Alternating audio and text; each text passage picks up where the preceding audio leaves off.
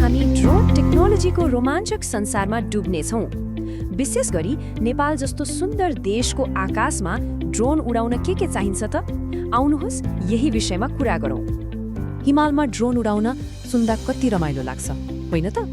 तर यसको पछाडि के कुराहरू छन्? आउनुहोस् आज हामी यसको टेक्नोलोजी, नियम कानुन र सबैभन्दा महत्त्वपूर्ण एक पाइलटको जिम्मेवारी के हो भन्ने कुराको गहिराईमा पुगौँ। ल सुरु गरौँ ड्रोन भित्रबाटै।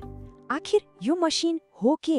कुन पार्ट पुर्जाहरू मिलेर यसलाई आकाशमा उड्न सक्ने बनाउँछन् त? अब हेर्नुहोस्, यी सबै पार्ट पुर्जाहरू एकअर्कासँग मिलेर एउटा टिम जसरी काम गर्छन्।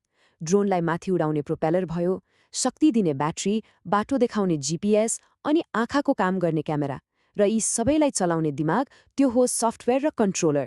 सबै एक आपसमा जोडिएका छन्। अनि एउटा एकदमै रोचक कुरा छ, त्यो हो गिम्बल। हामीले फिल्महरूमा वा भिडियोहरूमा देख्छौँ नि, ड्रोन जति हल्लिए पनि क्यामेरा चाहिँ एकदम स्थिर हो। त्यो सिल्की स्मुथ फुटेजको पछाडिको जादु यही गिम्बलले गर्छ। ड्रोनको भित्री कुरा त बुझियो, तर मेसिन जति राम्रो भए पनि यसलाई उडाउने नियम कानुन पनि त जान्नु पर्यो, होइन र? अब कुरा गरौँ नेपालका हवाई नियमहरूबारे, ताकि उडान कानुनी र सुरक्षित दुवै होस्। सबैभन्दा पहिलो र सबैभन्दा महत्त्वपूर्ण नियम, जुनसुकै ड्रोन होस्, नेपाल नागरिक उड्डयन प्राधिकरण अर्थात् CAAN दर्ता हुनै पर्छ। यो चाहिँ अनिवार्य हो, यसमा कुनै सम्झौता हुँदैन।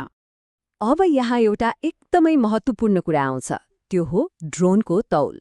यदि ड्रोन 2 किलोभन्दा कम तौलको छ भने क्यानमा दर्ता गरे पुग्छ। तर यदि 2 किलोभन्दा भारी भयो भने त्यहाँ अलि झन्झट छ। क्यान मात्रै होइन, गृह मन्त्रालय र पर्यटन विभागको पनि अनुमति चाहिन्छ। अब अनुमति लिएर मात्रै भएन, कहाँ उडाउनै मिल्दैन भन्ने पनि थाहा पाउनुपर्छ। केही ठाउँहरू छन् जहाँ ड्रोन उडाउन सख्त मनाही छ, जसलाई नो फ्लाइ जोन भनिन्छ। जस्तै एयरपोर्टको 5 किलोमिटर वरिपरि, अन्तर्राष्ट्रिय सिमाना नजिक अनि मान्छेको भिडभाडमाथि। यो सुरक्षाको लागि एकदमै महत्त्वपूर्ण छ। अनि यो एउटा नम्बर चाहिँ दिमागमा ट्याटु नै बनाएर राख्नुहोस्, 400 फिट। यो ड्रोन उडाउन मिल्ने अधिकतम कानुनी उचाइ हो, किनभने योभन्दा माथि अरू जहाजहरू उडिरहेका हुन्छन् र उनीहरूलाई कुनै पनि हालतमा बाधा पुर्याउनु हुँदैन। अर्को नियम छ भिजुअल लाइन अफ साइट अर्थात् VLOS। यसको सोझो मतलब के हो भने पाइलटले आफ्नो ड्रोनलाई उडानभरि आफ्नै आँखाले देखिरहनुपर्छ। स्क्रिनमा हेरेर मात्रै हुँदैन, ड्रोन आकाशमा कहाँ छ भनेर देखिनुपर्छ। अब यदि कोही विदेशी नागरिकले नेपालमा ड्रोन उडाउन चाहन्छ भने प्रक्रिया अलि फरक र थप जटिल छ। उहाँहरूका लागि थप कागजात र अनुमतिहरू आवश्यक पर्छन्। त्यसैले यो कुरामा पनि ध्यान दिनु जरुरी छ। हामीले मसिनको कुरा गर्यौं, नियमको कुरा गर्यौं, तर यी सबैको केन्द्रमा को छ त? पाइलट। अब कुरा गरौं पाइलटको जिम्मेवारीको, अर्थात् उडान गर्नु अघिको चेकलिस्टको।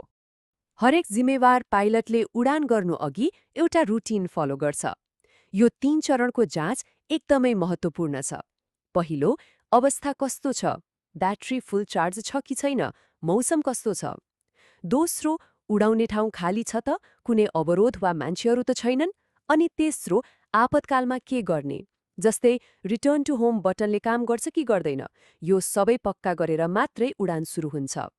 अनि यो नियम, यो त भन्नै पर्दैन जस्तो लाग्छ, तर एकदमै महत्त्वपूर्ण छ। ड्रोन उडाउँदा सधैँ सचेत हुनुपर्छ। यो सरल छ, सिधा छ र यसमा कुनै सम्झौता हुँदैन, किनकि स्पष्ट निर्णय लिनु नै सुरक्षाको पहिलो शर्त हो।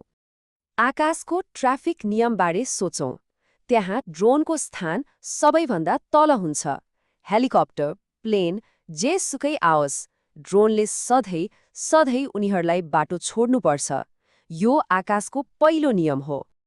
पाइलटको जिम्मेवारी मान्छेको सुरक्षामा मात्रै सीमित हुँदैन। हामीले यो पनि याद राख्नुपर्छ कि हामी प्रकृतिमाथि उडिरहेका छौं। त्यसैले वन्यजन्तुलाई कुनै पनि किसिमको बाधा नपुर्याउनु हाम्रो कर्तव्य हो। यसको लागि एउटा सामान्य नियम छ। जनावरहरूमाथि उडाउँदा कम्तीमा पनि 100 फिटको ठाडो दूरी कायम राख्नुपर्छ। हाम्रो ड्रोनको आवाज वा उपस्थितिले उनीहरूलाई तर्साउन सक्छ, त्यसैले यो दूरी कायम राख्नु उनीहरूको सुरक्षाको लागि एकदमै जरुरी छ। ला, अहिलेसम्मको कुरा त भयो, अब अलिकति भविष्यतिर हेरौँ न त। आखिर यो प्रविधि कता जाँदैछ? किनभने यो त लगातार परिवर्तन भइरहेको छ। अहिलेको सबैभन्दा ठूलो ट्रेन्ड भनेको AI अर्थात् आर्टिफिशियल इन्टेलिजेन्स हो। यसले ड्रोनहरूलाई अझै स्मार्ट बनाउँदैछ। सोच्नुहोस् त, भविष्यमा यस्ता ड्रोनहरू आउनेछन् जो आफै उड्नेछन्, लामो समयसम्म उड्नेछन् र जटिल कामहरू जस्तै वन्यजन्तुको निगरानी वा खोज तथा उद्धारमा पनि आफै खटिनेछन्। खैर, हामीले धेरै कुरा गर्यौं। अब यी सबै जानकारीलाई समेटेर एउटा सफल ड्रोन पाइलट बन्नका लागि चाहिने मुख्य सिकाइहरू के हुन् त, त्यसलाई छोटकरीमा हेरौं। मुख्यतः 3वटा कुरा छन्। पहिलो, आफ्नो मसिनलाई राम्ररी चिन्नुहोस्, विशेष गरी गिम्बल जस्ता पार्ट पूर्जाहरूले कसरी काम गर्छन् भनेर बुझ्नुहोस्। दोस्रो, नियमहरू जान्नुहोस्, दर्ता, तौलको सीमा अनि कहाँ उडाउन मिल्दैन भन्ने कुरा सधैँ याद राख्नुहोस्। र तेस्रो, आफ्नो चेकलिस्टमा कहिले सम्झौता नगर्नुहोस्। उडान अघिको सुरक्षा जाँचलाई बानी नै बनाउनुहोस्। यिनै 3 कुरा हुन् सुरक्षित र सफल उडानको आधार। अन्त्यमा एउटा सोच्नुपर्ने प्रश्न, जसरी ड्रोनहरू आफै स्मार्ट हुँदै गइरहेका छन्, के भविष्यमा पाइलटको चेकलिस्ट पनि परिवर्तन होला? प्रविधिले पाइलटको काम सजिलो बनाउला कि उसको जिम्मेवारी झनै बढाइदेला? यो एउटा विचारणीय प्रश्न हो।